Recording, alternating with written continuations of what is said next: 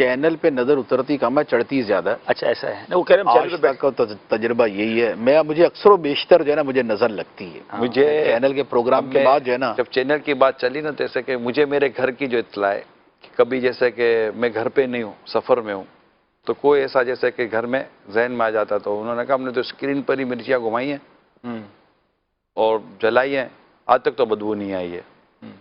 میں تو جب بھی چیک کراتا ہوں یہ کہتے ہیں آپ پہ نظر ہے، پتہ نہیں نظر ہے. آپ تک تو وہ اب اس جمال پہ نظر تو لگے گی. تو کیا کریں، مطلب اس کا اتارنے کا بھی طریقہ بتائیں نا. جب تک کہ بدبو آ نہ جائے، پوری بوری جلانی پڑے گی. کبھی جلائی ہے بوری، کئی بار جلائی، وہ کھاتی نہیں بدبو پہ، ہم کہتے ہیں رہنے دو بھائی، چلو پھر. اور اللہ سب سے بیسٹ یہی ہوتا ہے سورہ فلق سورہ ناس. ہاں سورہ وہ فلق، یہ دونوں ماشاءاللہ پڑھ کے نا، یہ دم کر کے سورہ اس میں بھی ہوتا کیا ہے؟ سورہ فلق سورہ ناس. وہ جب آقا صلی اللہ علیہ وسلم کا جو دونوں جی اکیلے، اس میں دو روایتیں، ایک ہے سورہ اخلاص سورہ فلق سورہ ناس، ایک ہے سورہ فلق سورہ ناس. یہ دونوں ہی کی روایتیں. اور اس میں بھی نا نظر اتارنے کے اندر میں نے یہ دیکھا ہے کہ دم سے زیادہ مؤثر یہ ہوتا ہے کہ ہاتھوں پہ دم کر کے نا پھیریں چہرے کے اوپر، چہرے پہ، سر پہ، جہاں جہاں پر ہاتھ جاتا ہے نا وہاں پر پھیر لیں.